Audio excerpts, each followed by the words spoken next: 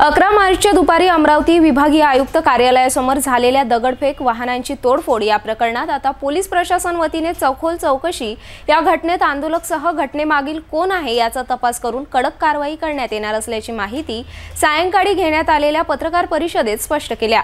12 मार्चला गावात मीटिंग ठेवून स्वतः उपस्थित राहून दोन्ही समाजांसोबत चर्चा करणार होतो। मात्र 11 मार्चला आंदोलकांनी उग्र आंदोलन केले। यात आंदोलक विरोधात कडक कारवाई केल्या जाणार असे यावेळी जिल्हाधिकारी सौरभ कटियार यांनी स्पष्ट केले।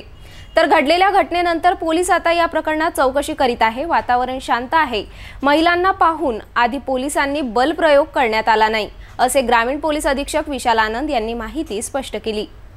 ज्यांनी कायदा हातात घेतला त्यांची ओळख पटवून कारवाई करण्यात येणार असल्याची प्रतिक्रिया पोलीस आयुक्त नवीनचंद्र रेड्डी यांनी स्पष्ट केले।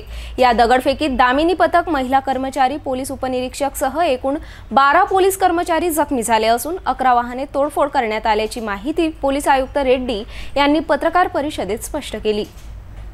पांढरी ग्रामपंचायतचे जे विषय आहे आणि जे घटनाक्रम होता 26 जानेवारीची ग्रामसभा झाली होती त्याच्यानंतरचा त्याचे एक ब्रीफ तयार करण्यात आले, तुम्ही लोकांना सुद्धा सर्क्युलेट करण्यात येईल। थोडक्यात मी माहिती देतो की आतापर्यंत काय काय घडलं होतं। 26 जानेवारीची ग्रामसभामध्ये असा ठराव घेण्यात आला होता की एक प्रवेशद्वार तयार करण्यात येईल गावात आणि त्याच्यात डॉक्टर बाबासाहेब आंबेडकर हे नाव दिलं जाणार आहे। त्याच्यानंतर 31 तारखेला गावाचे काही लोकांनी तात्पुरता लोखंडी गेट तयार केला।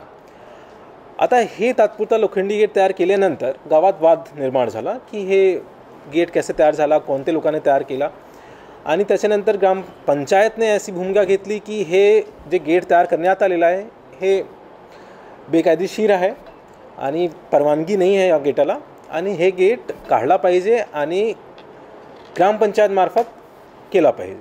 तो काढण्यासंदर्भात पोलीस बंदोबस्तसुद्धा मागण्यात आला होता, पोलीस स्टेशन होता त्याच्यात आणि त्याच्यानंतर पोलीस बंदोबस्तसुद्धा देण्यात आलेला होता आणि 14 तारखेला पोलीससुद्धा होती गावात हजर।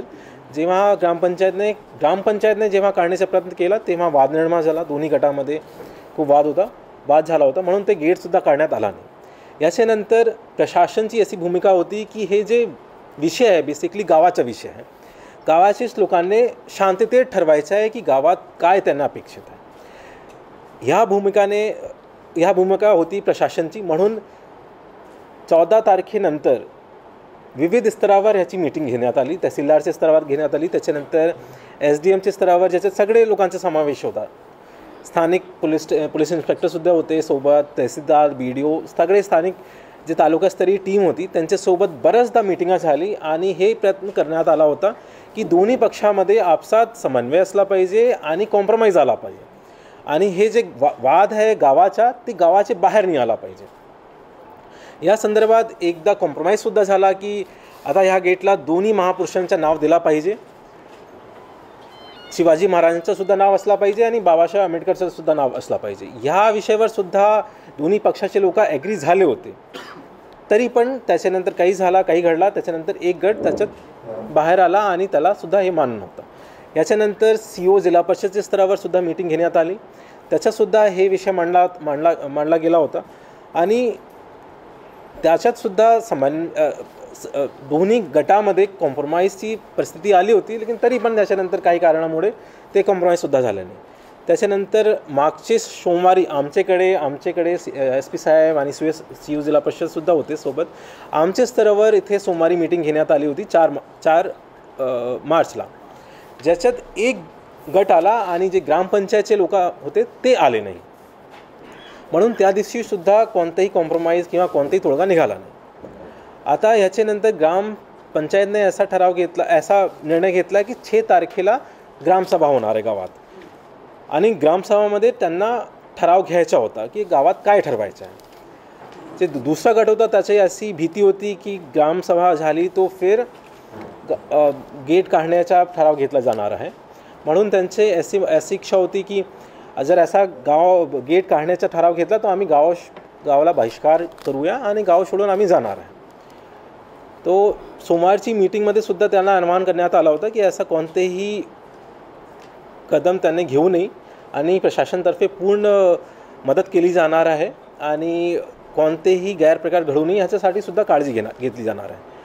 6 तारखेला ग्रामसभा तो नाही झाली, लेकिन तरी पण सकाळी हे जे गट होता हे गटने गावाचा बहिष्कार करून गावा सोडून बाहेर आले. त्याच्यानंतर हे दर्यापूर अंजनगाव मार्गे दर्यापूर आले. त्या दिवशीसुद्धा प्रशासनातर्फे खूप पोलीससुद्धा होती, पूर्ण वेळे पोलीस प्रशासन सर्वांतर्फे त्यांना आवाहन करण्यात आला की आता ग्रामसभाने सुद्धा त्यांचा ठराव रद्द केला नाही, ग्रामसभासुद्धा झाली नाही आहे, म्हणून त्यांना गाव सोडण्याचा कोणताही आधार नाही आहे. आता परत त्याने गावात जाऊन आपसा समन्वय साधून निर्णय घेतला पाहिजे. रात्री काही लोक रेडीसुद्धा झाले होते, जे आंदोलनकर्ता होते ते सुद्धा रेडी झाले होते आणि ते परतसुद्धा जायला सुद्धा ॲग्री झाले होते. त्याच्यानंतर काही लोकांनी परत त्यांना भडकवला आणि परत ते लोक आले आणि 7 तारखेपासून ते अमरावती शहरात आले. त्याच्यानंतर 8 तारखेला सुद्धा आमच्या मार्फत पत्र देण्यात आलं होतं. रात्री विनंती करण्यात आली होती की त्यांनी त्यांचे आंदोलन मागे घ्यावे आणि गावात जाऊन दोन्ही पक्षाने सोबत बसून याच्यात मार काढायचा आहे. त्याच्यानंतर 9 तारखेला शेवटची मीटिंग इथे झाली होती, पालकमंत्र्यांची अध्यक्षतेखाली, ज्याच्यात दोन्ही ग्रुप हजर होते आणि पालकमंत्र्यांनी सुद्धा त्यांना हे मार्ग सुचवला की गावात प्रवेशद्वार करा, मोठा करा आणि दोन्ही महापुरुषांचे नाव द्या आणि त्याची निधीसुद्धा DPCतून देण्याचा त्यांना प्रॉमिस केली होती. त्याच्यानंतर दोन्ही ग्रुपमध्ये आपसात चर्चा झाली, तरी पण चर्चा केल्यानंतरही सुद्धा त्यांचा कोणताही समन्वय किंवा कॉम्प्रोमाइज झाला नाही. आता त्याच्यानंतर आज जी परिस्थिती घडली, आजसुद्धा आमची सर्व लोकांची, आमची SP साहेब, CP साहेब आणि कमिशनर मॅडम सर्वांची मीटिंग झाली त्यांच्यासोबत, जे आंदोलनकर्ता होते. 3 वाजता आमची मीटिंग झाली होती. त्या मीटिंगमध्ये सुद्धा त्यांना आवाहन करण्यात आला होता की आता त्यांनी गावात परत जायचं आहे आणि उद्या आपण गावात मीटिंग ठेवू. प्रशासनातर्फे गावात मीटिंग ठेवली जाणार आहे, ज्याच्यात दोन्ही पक्ष उपस्थित राहतील आणि आपसात समन्वय झाला पाहिजे, आपसात कॉम्प्रोमाइज झाला पाहिजे, ह्यासाठी प्रशासनातर्फे प्रयत्न केला जाणार आहे आणि असा लेखी पत्रसुद्धा त्यांना देण्यात आला. त्याच्यानंतरही आता हे जी घटना घडली आहे ते खूप दुःखद आहे की त्यांनी एवढा आक्रमक रोल घेतला. आतापर्यंत प्रशासनाची जे भूमिका होती ते शांततेत हे विषय सॉल्व्ह करण्याची भूमिका होती, तरी पण जे आंदोलनकर्ता होते त्यांनी हे आक्रमक भूमिका घेतली आणि जे दगडफेक केली कमिशनर ऑफिसमध्ये आणि गाडी फोडली आहे, ते खूपच निंदनीय विषय आहे आणि ह्याच्यानंतर आता प्रशासनामार्फत कडक कारवाई केली जाणार.